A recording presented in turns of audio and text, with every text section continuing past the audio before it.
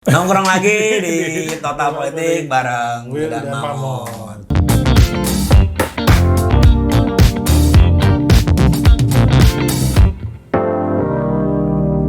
Nah, jadi ini eksklusif kita nyamperin salah satu ketua Yayasan Turun Tangan. Siap. Salah satu organisasi terbesar yang ngurusin relawan-relawan di seluruh Indonesia. Mantap, Bang Khozin. Tepuk tangan lu dong. Makasih loh kunjungannya. Oh ya, kita kunjungan ke tempatnya Bang Khozin, tapi bukan di rumah Turun Tangan ya Bang. Sebenarnya saya pingin main ke warga muda, Oh, bikin ntar datang bisa sana. main-main Bang, kolaborasi. Jadi nih Bang Khozin nih sekarang aktivitas apa Bang? Aktivitas saya hari-hari ya masih berkait dengan sosial juga ya, jadi tetap ngurusin turun tangan. Kemudian juga kebetulan di rumah itu saya punya semacam apa istilahnya rumah tahfidz kecil lah buat warga di situ, karena selama pandemi kan nggak pada sekolah, jadi warga anak-anak kecil itu saya tabung di situ untuk belajar. Kalau pekerjaan formal ya di balai kota di DKI Jakarta, membantu gubernur DKI. Ayo, Gubernur DKI. Iya. Mantep ya. Sekarang lagi ngapain Bang yang DKI nih? DKI Kok masih pertanyaannya langsung ya? Langsung. Pertanyaannya Dia langsung dapat langsung. punchline-nya. COVID lah. Covid ya. Iya. Ah, ini ngomong-ngomong soal Covid Bang. Ada gak sih ngaruhnya sama kerelawanan misalnya mungkin di Turun Tangan atau secara holistik Iya. di Jakarta? Mungkin kalau gue penasarannya turun tangan Kenapa? tuh ngapain dulu sih? Ngapain? Iya, justru kan begini ya. Kalau saya ini kan ibaratnya ada di dua sisi ya. Sisi satu di pemerintahan bekerja secara formal, sisi lain juga di civil society ya, di gerakan turun tangan. Jadi kalau yang program pemerintah sudah banyak tahu ya teman-teman ya, banyak lah. Sekarang lagi gencar kerjanya vaksinasi begitu ya. Udah vaksin belum nih? Belum Bang. Bisa loh, bisa. Oh, bisa sekarang, Bang? daftar nanti biar daftar ya. Oke. Wah, alhamdulillah dia bantu Bang Khozin.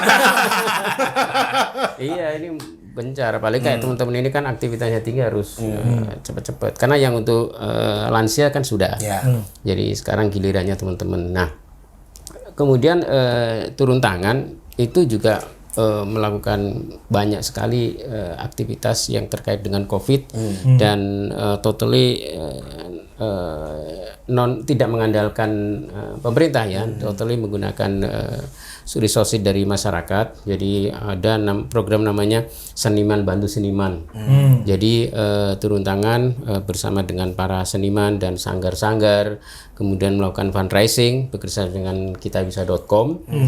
Lalu fundraising itu diberikan sembako. Untuk diberikan juga kepada seniman, termasuk fundraisingnya itu adalah performance melalui virtual. Waktu itu ada pertunjukan Hope namanya, jadi pertunjukan balet dari 4 negara. Di situ pesertanya walaupun virtual bayar tiket, tapi sungguhnya ketika bayar itulah sebenarnya mereka nyumbang gitu. Begitu, bekerja sama dengan Ballet ID. Itu contohnya. Kemudian juga program untuk ini membantu menjamin suplai makanan dan peralatan untuk tenaga pemakam, penggali kubur. Oh, penggali kubur. Kan begini ya, kalau dari perhatian dari pemerintah untuk tenaga kesehatan, dokter itu waktu itu karena ini banyak isu lah ya. utama udah banyak. Udah banyak. Lalu kita berpikir ini ada segmen yang sebenarnya interaksinya juga tinggi ya dengan korban, tetapi tidak terlalu banyak terekspos, yaitu tenaga pemakam penggali kubur. Mereka tuh satu hari bisa menguburkan sampai 50. Banyak juga Bang ya? 50. Itu 50 emang biasanya 50 apa karena Covid jadi lebih banyak? Iya, karena COVID itu rata-rata segitu. Iya, rata-rata segitu. Kalau sebelum COVID ya nggak segitunya begitu ya. 30, 40, 50 begitu ya, tergantung fluktuasinya begitu. Nah, mereka bekerja kadang sampai jam 10 malam.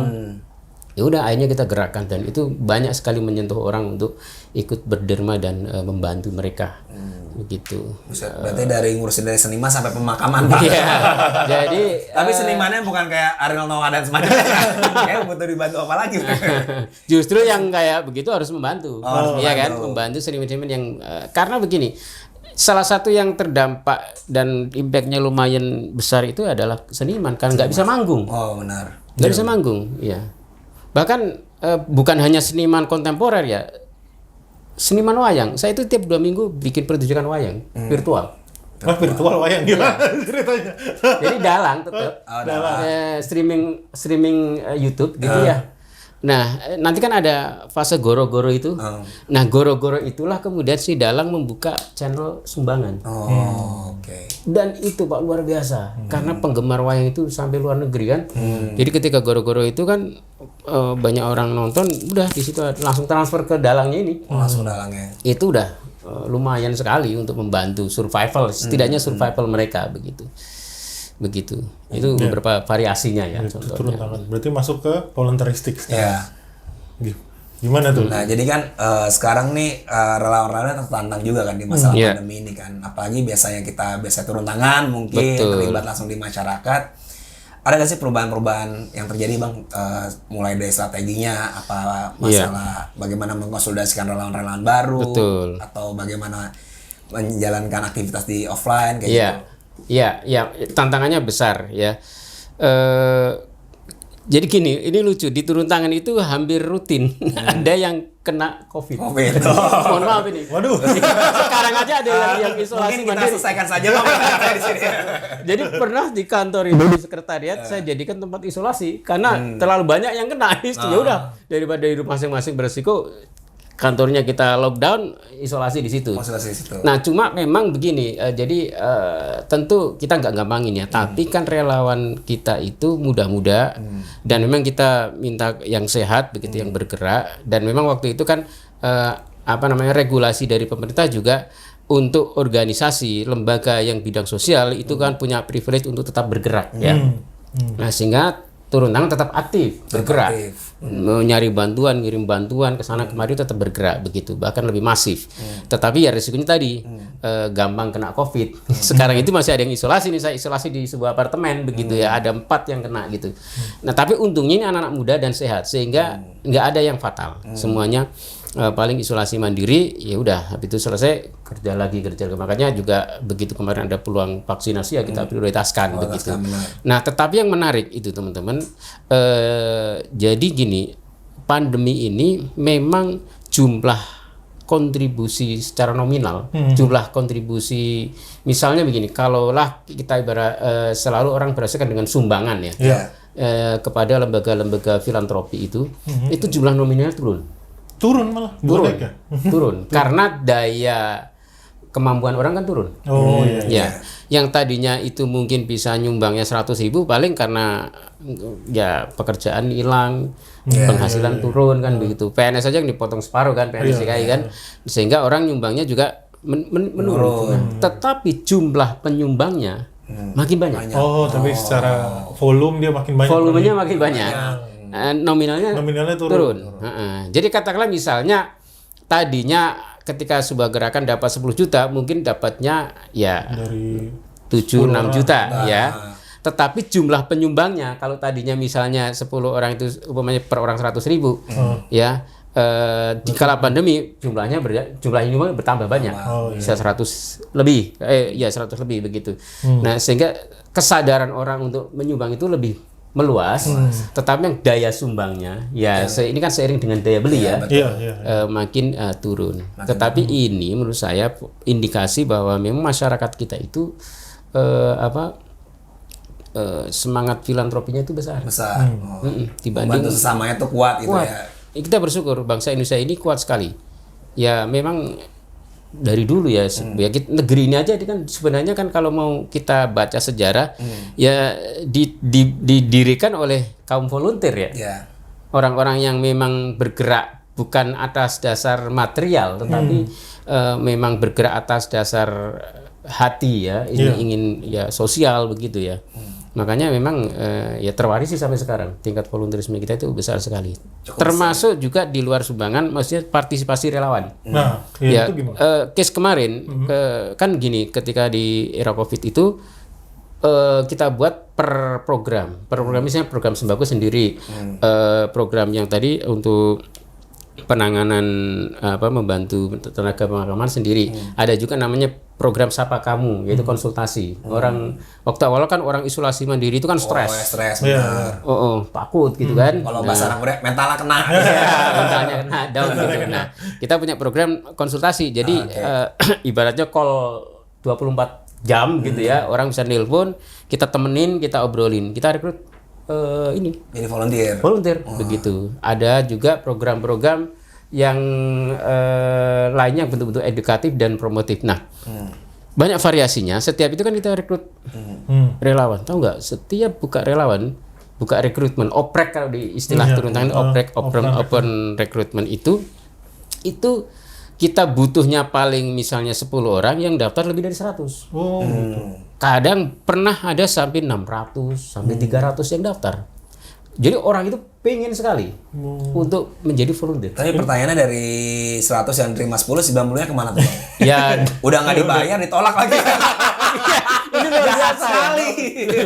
Nggak dibayar. Ketika datang kan bayar transport sendiri kan, ya makan sendiri kan. Ditolak lagi. Ya tapi maksudnya itu karena pandemi atau sebenarnya sebelum pandemi ini emang udah meningkat Bang atau trennya gimana? Volunteerisme di kalangan anak muda memang sekarang trennya meningkat. Trennya meningkat. Nah, di kala pandemi memang lebih banyak lagi karena ada semacam momentum begitu ya. Nah, sekarang aja misalnya kayak ya pandemi udah mulai isunya udah mulai turun, sekarang kemarin ada di Mamuju itu. Gempa, kemudian banjir di NTT. Kita bikin gerakan di situ juga luar biasa. Partisipasinya relawan itu ada yang pokoknya maunya kita mau berangkat, kita sebentar pikirkan dulu, nanti jangan-jangan kamu di sana malah jadi beban. Benar. Udah ente kerja sini, kirim ke sana, di sana sudah banyak relawan kita juga, begitu. Jangan sampai dari sini mau pengennya kan langsung datang ke lokasi kan itu. Itu traveling kali Bang. Iya, itu ada dulu. Saya waktu tsunami Aceh dulu kan di sana berbulan-bulan itu ada istilahnya namanya apa ya? Traveling vacation apa itu? Bencana. Voluntary vacation. Apa namanya? Ini relawan sekaligus wisatawan. Jadi bencana, ya wisata bencana. Ya. Di sana itu nggak ngomongin cuma foto-foto, upload di medsos gitu-gitu. Nggak banyak signifikansi membantu orangnya. Tapi eksistensi dianya itu. Eksistensi diri ya. Jadi sebenarnya kalau dilihat berarti kan relawan itu baik motifnya Bang ya. Banyak motif. Mungkin pengen pengalaman, eksistensi apa emang berbuat baik. Tapi kalau pengalamannya Bang Ozi nih selama memimpin ini sebenarnya sah-sah aja gak sih kita mulai dari niat yang biasa aja akhirnya jadi niat yang lebih baik dari gitu. Niat yang untuk eksistensialisme. Aku orang yang anak muda nggak terlalu percaya kalau anak muda datang tuh cuma buat berbuat baik, aku nggak percaya. Pasti ada yang lainnya gitu. Pasti minimal buat postingan IG lah. Tapi sih berjalan mungkin jadi lebih baik emang gitu kan. Atau minimal bikin CV lah. Tapi kan niat itu bukan urusan kita. Okay. Biarkan itu urusan dia dengan yang di atas kan gitu ya. Urusan kita kan dengan aktivitas dia kan gitu soal motif. Nah, tetapi memang kalau kita dari sisi mengelola, memanage relawan, kita mestinya harus bisa setidaknya menjajaki ini motif utamanya apa. Karena sebenarnya saya nggak yakin satu orang itu motifnya satu. Bisa jadi kan banyak, cuma bertingkat-tingkat kan. Yang dominan misalnya gini, sebenarnya motifnya itu ya memang berbuat baik, eksistensi diri, nyari pacar. Nyari jodoh. Penting itu kayaknya. Iya, itu kayaknya penting. Kenapa nyari pacar tuh sampai nunggu bencana dulu? Di sana ada yang ngangguk-ngangguk. Ini banyak yang nyari pacar, terus makan gratis. Ada makan gratis. Karena susah nyari kerja, jadi volunteer kan minimal dapat makan gratis. Ya transport makan. Iya kan, kemudian dapat aksesoris banyak. Nah levelnya satu orang itu bisa berlevel tinggal yang dominan yang mana. Nah itu kita bisa kelola. Nah kelolanya? Awalnya kan misalnya eksistensi. Tapi kemudian kan kita ajak interaksi. Sebenarnya kan gini, kalau di turun tangan itu aktivitas relawan itu bagian dari pendidikan mereka. Jadi ketika beraktivitas kita masukkan nilai-nilai tentang kerelawanan, tentang bahwa bangsa ini dulu juga seperti kalian yang membuat gitu kan, orang-orang yang keren-keren yang memang ingin berbuat gitu. Nilai itu masuk. Lama-lama yang tadi cuma eksistensi diri menjadi turun, yang dominan menjadi berbuat baik begitu kan. Bahkan sampai kita tanamkan itu, lo kalau jadi relawan lo nggak usah khawatir hidup lo kayak apa gitu loh. Jadi kan orang kan takut masa depan saya kayak apa gitu betul. Dan kita sampai tanamkan misal kebahagiaan tertinggi itu adalah jadi relawan. Bahkan Anda ketika kita membantu sebenarnya benefit Ketika kita berbuat sesuatu, katakanlah ada bencana atau apa, kemarin COVID bagi sembako, benefit yang paling banyak itu siapa sih? Bukan orang yang kita bantu. Kita yang bantu yang dapat benefit. Iya. Contohnya, ya ini tadi, saya kemarin misalnya dengan teman ketika COVID bagi sembako, kan baginya paling cuma seminggu selesai. Iya, betul. Iya kan? Betul. Katakanlah bagi kepada 100 orang. Habis itu orangnya juga dimakan 3 hari habis. Iya, betul. Saya dapat manfaatnya sampai sekarang saya cerita kemana-mana, termasuk di sini cerita. Iya. Itu luar biasa, Pak. Kebahagiaan, merasa berarti, kan begitu. Iya. Bahkan relawan kadang bisa jalan kemana. Itu kalau mau divaluasi, mau dinominalkan, tak ternilai, besar sekali. Jadi berbuat kebaikan berbasis relawan, manfaat yang terbesar diperolehnya justru pada relawan itu. Iya. Ya kalau misalnya di politik bisa punya basis massa bang jelek. Itu politik lah. Ya, kayak gitu. Kalau kata buku Sidu kan experience is a best teacher. Iya benar. Buku Sidu. Iya benar. Iya kan beda Tapi kan memang kalau dilihat tuh yang relawan-relawan itu dia lebih beda mentalnya secara kepemimpinan. Tapi cara benar Pak, bicaranya. dalam politik pun kalau kita baca tentang filsafat politik, memang kan sesungguhnya begini, orang yang masuk politik itu memang idealnya adalah orang yang memang punya Jiwa volunteeris. passion untuk ngurus orang lain. Iya betul. Melayani Ideal, orang lain. iya, betul. itulah nanti politik karena politik bersinggungan dengan mengurusi banyak orang kan begitu. Nah, kalau nanti yang masuk politik orang-orang yang punya basis karyawan bagus, insya Allah politik kita bagus Pak. Iya. Tapi kalau politiknya diisinya orang-orang yang individualis, yang nggak punya semangat kerelawanan, hanya mikirin diri dan keluarganya, memperkaya diri, politik kita bobrok. Ada bilang kan gini bang, ini masalah keterlibatan politik ya. Kan berarti sebenarnya penting kan anak muda terlibat politik. Tapi kan banyak juga yang relawan-relawan yang di komunitas ya, itu merasa ngapain sih ikut politik, yang penting berbuat baik. Nah, penilaian abang soal itu gimana? Nah, memang begini. Jadi beberapa fase belakangan ini persepsi anak muda terhadap politisi negatif. Kenapa? Karena perilaku dari sebagian besar politisi kontemporer yang negatif. Begitu menjawab tangkap Pak KPK, begitu menjabat langsung semena-mena kan begitu. Jadi itu yang tergambar secara umum. Apakah ada yang baik? Ada sebenarnya, tapi kan tenggelam. Ya salah satunya Anies Baswedan. Nah, aku pernah jangan dikat, biar dikatnya bisa. Nah, tenggelam. Emang banyak juga yang bagus-bagus kan Betul. sekarang. Nah, tapi kalau coba kita refleksi sekitar awal-awal kemerdekaan, ya. Coba sebut para founding fathers kita semua. Siapa dia? Syahrir, Tan Malaka, Soekarno, Agus Salim. Profesinya apa, Pak? Ya pasti bukan. Profesinya apa? Maksudnya? Profesi mereka apa? Yang jelas bukan sales sih. Bukan politisi sih. Voluntaris. Iya. Tapi kan mereka Macam-macam. mereka politisi, Pak. Iya, benar. Iya kan? Iya. Yuk, Syahrir. Oh, maksudnya ya. Mereka berpolitik. Iya, mereka Iya berpolitik. kan? Tapi bahkan politiknya- menjadi anggota parlemen juga kan. Bahkan ada yang menjadi pemimpin kabinet gitu kan. Jadi presiden Soekarno kan gitu ya. Kenapa dulu politisi bisa kita bangga-banggakan tapi politisi sekarang enggak gitu? Iya kan? Mereka kan politisi juga. Tapi kan image kita terhadap mereka kan bangga. Oh iya. Bangga, benar. Iya kan? Kita ingin anak-anak muda kita itu kan niru mereka. Iya. Bedanya apa? Kalau dengan sekarang sama-sama politisi nih, sekarang jelek. Ya karena tadi sekarang ini kebanyakan politisi basis volunteerismenya nggak ada. Hanya untuk kepentingan membangun oligarki. Kepentingan keluarganya. Nah, dulu Pak, politisi itu mulia. Bahkan Pak, mereka itu dalam tanda kutip bunuh diri kelas loh. Iya. Iya. Gelarnya banyak kan, banget iya kan? kan? Benar semuanya semua benar. Raden Ki apa semua mereka dengan privilege strata sosial begitu ini mereka bunuh diri kelas, mereka sejajar membangun negeri ini. Apakah setelah merdeka mereka langsung dapat jabatan? Enggak juga. Benar.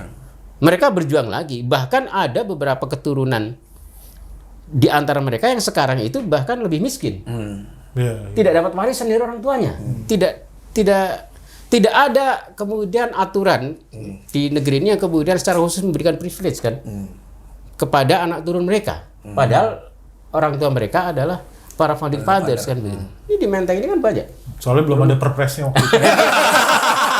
Nah, ini contoh ya, contoh betapa waktu itu mereka benar-benar berpolitik untuk untuk bangsa ini, benar, tidak memikirkan anak saya, memikirkan keluarga saya begitu ya. Nah, itu mulianya di situ. Itu. Nah, kalau saya balik lagi mau nanya, jadi kan sebenarnya sekarang nanyanya agak ini nih. Ada berbagai macam tuduhan terhadap lembaga-lembaga kerelawanan yang dipolitisir. Nah, masuknya ke situ. Nah, itu tanggapan Abang bagaimana? Kan ya dalam tanda kutip kita banyak lah ya di media juga bilang bahwa ada hubungan keterkaitan antara organisasi relawan dengan si A, si B, ini bikinannya dia nih buat itu aja gitu. Nah, itu gimana Bang sebenarnya? Jadi kalau ditanya apakah turun tangan juga salah satu sektornya politik, iya. Bahkan kami menegaskan, ini contoh aja maksudnya di lembaga yang saya pimpin itu kan, kami kan selalu bidang yang kita tangani itu adalah pendidikan. Jadi aktivitas terbanyak itu pendidikan, kemudian sosial, lalu kesehatan, kebudayaan, lingkungan, dan termasuk politik. Jadi kita itu politik. Cuma politik kita itu adalah politik nilai, bukan politik praktis ya. Jadi anak-anak juga bebas mau masuk partai manapun bebas, tetapi ada politik yang kita jalankan. Saya kasih contoh misalnya ya, ketika pileg kemarin. Pileg kemarin itu kita aktif berpolitik. Dengan cara apa? Melakukan pendidikan politik lingkungan. Jadi anak-anak waktu itu bergerak Pak, waktu itu di Surabaya, di Jakarta, di Palembang itu dengan gerakan namanya cabut paku. Cabut paku pohon. Kan banyak tuh politisi. Benar-benar kan lu mau nyalek. Asal tempel aja colok di pohon kan. Jadi poster-poster yang nempel di pohon itu kita tempelin poster ulang dengan tulisan begini, pohon aja disakiti apalagi rakyat. Nah, itu kan bagian dari politik kita. Betul. Untuk memberikan penyadaran bahwa lo boleh kampanye, lo boleh pasang banner, tapi jangan rusak pohon, jangan rusak lingkungan. Kan begitu. Ini kan politik juga. Betul. Iya kan? Gaungnya luar biasa waktu itu, Bang. Itu. Nah, ini terkait ini, Bang. Sekarang kan volunteerisme ini penting banget sebenarnya. Tadi dalam artian juga sebenarnya para relawan juga nggak harus buta politik, malah sebenarnya harus berpartisipasi terus. Dalam artian dengan sarana apapun, dengan pergerakan apapun kayak gitu. Nah, kalau misalnya relawan politik tuh Bang, kayak yang kemarin awal kan geberan 2014 tuh. Relawan dukung salah satu calon lah, maksudnya dari kubu mana tuh bikin gitu kan. Itu fenomena itu menurut Abang, apakah memang fenomena volunteerisme dalam artian yang seperti Abang buat, atau memang itu buatan gitu Bang, atau memang kelompok-kelompok penting? Itu gimana tuh cara bedanya itu Bang? Atau emang mau cari jabatan? Soalnya dapat semua kayaknya. Jadi komikalis. Atau wamen. Gimana tuh Bang? Iya. Kita tes aja apakah dalam aktivitas itu dia dibayar atau tidak. Gitu. Karena kalau dia dibayar dia bukan relawan, walaupun namanya relawan, dia kerja profesional aja. Kedok aja. Karena kalau relawan itu basisnya itu ya tidak dibayar Pak, sukarelawan gitu ya. Maksudnya ada value yang memang benar kita kejar bareng-bareng. Ada value, benar, dia bergerak dengan hati gitu. Itu nanti ya kerasa kok, orang itu ngerasa. Karena ini bahasa hati, yang rasa ya hati juga. Walaupun dia berbuih-buih di mulutnya itu ngomong ini relawan gini. Ini kalau hatinya itu nggak ketemu nggak juga. Begitu. Jadi rakyat juga akan bisa membaca juga. Rakyat yang punya hati itu akan ketemu nanti gitu. Jadi memang harus dites. Tetapi sekarang jadi tren dalam politik juga ada istilah relawan politik kan begitu. Pilkada kemarin semua relawan. Pokoknya namanya udah aneh-aneh lah. Tapi itu jadi bikin jelek nama relawan. Iya, dalam satu sisi mungkin iya ya. Tapi di sisi lain itu juga kalau yang benar-benar dikelola dengan model kerelawanan itu menjadi arus cara berpolitik yang baru. Kenapa? Karena money politik akan bisa diminimalisir dengan semangat kesadaran kerelawanan ini gitu. Tetapi biasanya bagi seorang relawan untuk masuk ke fase itu butuh step. Makanya kerelawan itu kalau langsung ke politik biasanya sulit. Dia harus sosial, pendidikan, supaya ada variasi, baru kemudian tumbuh kesadaran. kalau mau punya impact yang besar, maka Baru kita ke harus politik. punya Ya, otoritas. benar. Iya, benar. Jadi politik itu jangan dipandang sebagai alat untuk mendapatkan kekuasaan, tetapi sarana untuk mendapatkan otoritas. Kenapa? Kalau kita sudah dapat otoritas, maka effort yang tadinya yang sama ketika kita jadi relawan itu impactnya mungkin segini, ketika kita punya otoritas dengan effort yang sama hanya tanda tangan kita itu bisa impactnya luar biasa. Jadi kebaikan yang kita sebarkan itu daya sebarnya, daya ubahnya itu akan besar kalau punya otoritas. Kan begitu. Jadi harus dipandang sebagai sarana untuk dapat otoritas. Tapi kalau dipandangnya aja sebagai alat untuk dapat kekuasaan, ya udah ketika berkuasa adigeng gitu ya. Tapi kalau saya gambarnya, kalau gitu relawan tuh bagusnya jadi PNS. Kenapa jadi PNS? Kenapa? Karena kan ngabisin anggaran buat masyarakat. Logikanya. Kalau misalnya di NGO kadang nggak ada anggaran, bingung juga kan. Jadi mereka jadi PNS, berbuat baik lah tuh. Ngabisin anggaran konkret buat masyarakat. Jadi jenjangnya relawan PNS. Karena berarti seharusnya tuh jadi salah satu indikator. Bisa jadi PNS kalau punya track record kerelawanan yang baik. Tapi PNS kan bisa jadi beban negara juga, bukan gaji juga, nggak ngapa-ngapain kan gitu. Nah ini menarik ya, bicara soal PNS. Gini, PNS atau birokrasi itu punya kelebihan dan kekurangan. Kita di masyarakat sipil juga punya kelebihan dan kekurangan. Makanya paling bagus itu kawin kalau sama ini. Iya kan? Orang berjodoh kan begitu.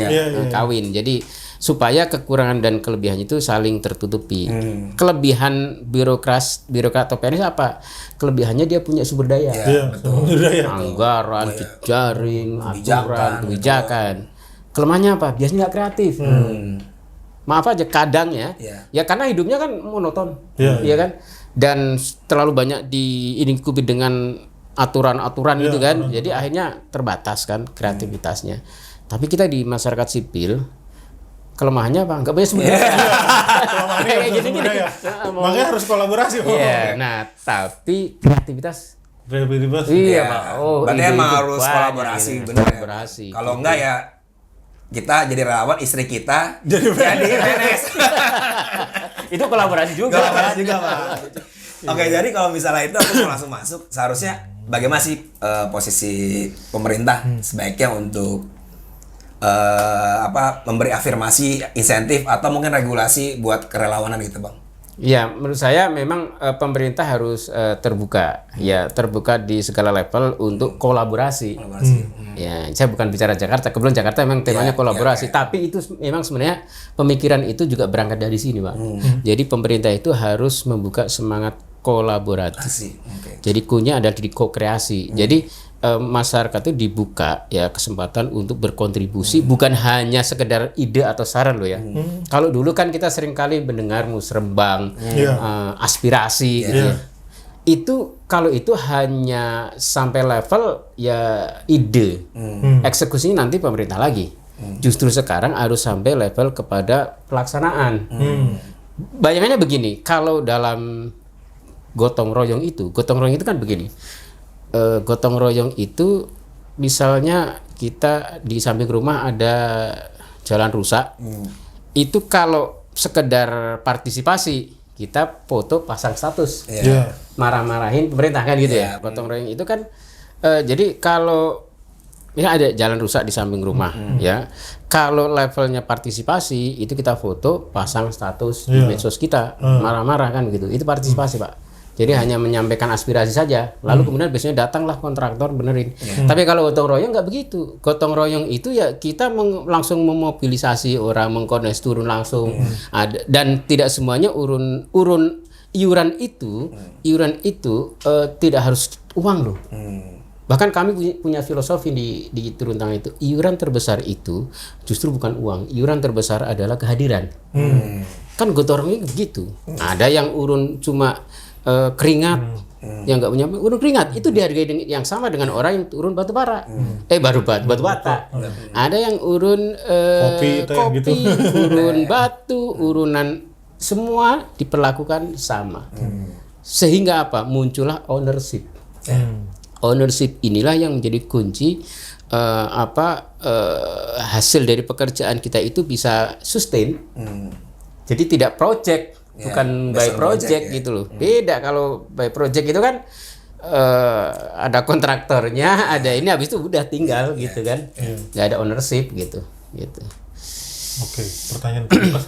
Udah mau kesimpulan soalnya. Udah mau kesimpulannya. Udah 30 menit lebih soalnya. Pertanyaan Pamungkas. Bang, abang kan ya aku bilang salah satu tokoh yang sangat konsen dari awal soal kerelawanan gitu kan. Kerelawanan kan dekat sama Kementerian Sosial. Ya. Ini menurut saya persepsi yang harus diubah. Enggak, seandainya Bang, ini ngomong-ngomong aja. Seandainya. Ini siapapun presidennya ya. Iya. Siapa tahu yang Kementerian Sosial sekarang jadi presiden. Atau siapapun, abang nih akan dapat amanah besar nih dari bangsa. Jadi Kemensos misalnya. Apa yang akan abang lakuin? Waduh, belum nih. Jadi menurut saya ya apapun posisi. Jadi kita nggak bicara tentang posisi menurut saya, tapi bicara soal misi. Misi. Okay. Dimanapun ya kita berada, menurut saya kalau kita punya misi, kita enak ngerjainnya. Tapi kalau bicara posisi, begitu nggak ada di posisi itu, kita kikuk, nggak karuan, nggak bisa ngapa-ngapain. Jadi menurut saya dimanapun tempatnya, kalau di pemerintah misalnya pemerintah di kementerian manapun, kalau di daerah manapun, selama Anda punya semangat volunteerisme yang tinggi, ya maka Anda tidak akan susah untuk bikin program, karena sudah tune in, itu kan sebagai alat saja, ya sebagai alat. Jadi ya kita gunakan alat yang ada, kita gunakan begitu aja. Nanti ada amanat di tempat lain, ya pakai alat yang lain begitu. Kayaknya Begitu. incarannya bukan Kementerian Sosial.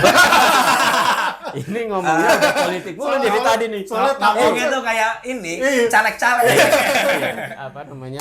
Tapi aku suka sih, jadi lebih penting misi daripada posisi. Itu Iya, poin penting sih betul. dari diskusi ini. Iya, kan waktu kita ditanya, kita itu udah terlatih untuk bicara cita-cita. Bicara cita-cita kan bicara tentang posisi akhirnya, betul. Kan begitu. Padahal ya lebih penting misi kan begitu ya. Misi itu lebih penting karena ketika Anda punya misi, Anda dimanapun ya posisi apapun bisa bergerak dan bisa berkontribusi begitu. Yeah. Tapi kalau udah matok diri satu cita-cita ternyata nggak kesampaian, gila ya Bang ya, kayak caleg-caleg. Iya, caleg lepas baju. Lepas baju. Duitnya udah habis gitu ya. Itu. Oh berarti dia nggak punya pengalaman volunteerisme. Volunteerisme itu. Ya volunteerisme. Okay. Simpulan bos. Yang pertama sih gue nangkep emang gue jadi agak sedikit terbuka sih ngomong sama Bang, karena Bang Husin karena akhirnya ya bener ya, maksudnya orang terserah lah ya mau motifnya apa, yang penting lo ikut relawan, lo ikut aja dulu gitu bahasanya. Mau motifnya lo cuma foto-foto doang atau mau apa, karena kan yang terjadi di anak muda sekarang mau nyari gitu kan, jodoh juga boleh. Iya, mau nyari jodoh atau mau apa, which is banyak itu. motifnya apa terserah lah ya, yang penting pada saat dia jadi volunteer, dia menjalani tugasnya dan dia bisa ditanamkan sebuah nilai volunteeristik itu gitu. Yang harapannya ke depannya nantinya yang tadi motifnya sesuatu hal yang lain selain kebaikan, dia jadi berubah. Itu maksud gue, karena gue selama ini mencaci sih. Apaan sih lo baru ini ikut-ikutan relawan sok-sokan buat foto IG doang gitu kan. Atau buat konten TikTok doang kan nyebelin gitu. Tapi ya udahlah, mungkin ini tahap awal masuknya dia ke dalam volunteeristik gitu kan. Yang kedua, gue juga setuju bahwa ya mau nggak mau memang si kerelawanan ini emang ujungnya tuh harus ke politik paling besarnya kan, bahwa akhirnya impact relawan paling besar ya impact melalui jalur politik.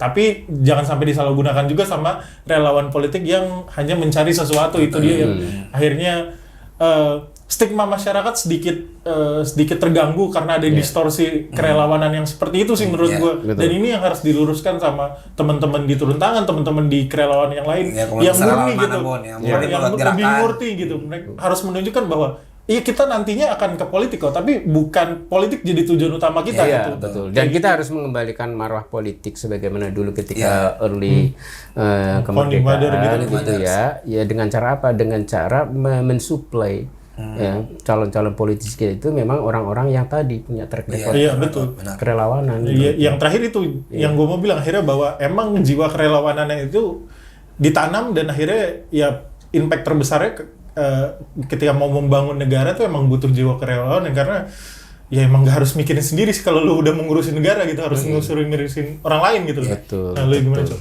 Gue tuh emang gue sepakat. Gue nggak pernah percaya orang baik tuh dari awal. Nih seperti kayak ceritanya Che Guevara jalan-jalan ke Kuba. Oh iya. Terus dia malah bikin revolusi di situ kan, padahal istilahnya traveling. Jadi aku pikir setiap anak muda itu jalanin aja dulu, karena aku pikir niat-niat baik itu akan terpupuk dengan ekosistemnya, dengan mentor-mentornya, dengan teladannya kayak gitu. Itu poin pertama. Terus yang poin kedua, aku pernah belajar dari Bang Garin, Mas Garin Nugroho. Dia film, dia bilang nggak ada salahnya kok kalau seandainya orang-orang berbuat baik di foto-foto, nggak salahnya. Nah tinggal nih manajemen kerelawanan atau orang-orang yang ngurus organisasi bahasa itu mengelola narsismenya mereka. Iya, betul. Karena dengan mengelola narsisme mereka mungkin ketika dia nggak aktif, pas lagi lihat fotonya, gue pernah nih berbuat baik, mungkin dia akan ikut lagi atau enggak yang lain-lain teman-teman. Dia bisa berbuat baik, kenapa gua enggak gitu kan. Makanya kehadiran Awkarin sangat membantu kerelawanan. Omnibus Law kemarin kan. Betul, itu ya. Omnibus itu salah satu contoh dari momentum pola gerakan. Kan gini, relawan itu nanti kan kalau masif itu menjadi sebuah movement. Ya movement itu kan ketika ada situasi di mana ketika kalau lu nggak join ke situ, lu nggak keren. Keren, iya. Nah, itu momentumnya kayak kemarin itu gitu. Jadi anak-anak muda, anak-anak mahasiswa waktu itu kalau nggak turun ke jalan ngelawan Omnibus Law, nggak keren. Jadi nggak keren. Kayak gue nanti cerita ke anak gue kayak apa ya? benar basi. Sama dengan gitu, reformasi kayak dulu kan begitu juga. Saya curiganya Soekarno sama Tan Malaka juga gitu. Iya. Nggak keren nih, nggak ikut gitu. Nggak keren nih, nggak ngelawan Belanda. Cokramina tuh, lo nongkrong mulu Soekarno. Sini ikut gerakan. Ini keren. Lawan Belanda. Itu makanya Soekarno kan orang ngekos anak kosan doang kan. Kebetulan bapak kosnya Cokraminoto ya kan. Malu juga dia nggak ikut gerakan. Itu yang kedua. Terus yang ketiga, aku malah punya spirit kalau memang seandainya politik itu kerelawanan, aku malah mendukung tuh kayak misalnya orang-orang yang berpolitik, dia harus mengolah organisasi kerelawanan dulu menurutku loh. Karena maksudku misalnya aku ngebayang kayak misalnya Pak Anies udah ada turun tangan, Ridwan Kamil mungkin punya apa, Pak Ganjar apa ada semacamnya, itu akan jadi gerakan yang masif gitu. Maksudnya politik akhirnya nggak cuma transaksional tapi memang benar-benar kontributif gitu, kolaborasi dan semacamnya. Jadi bisa lah.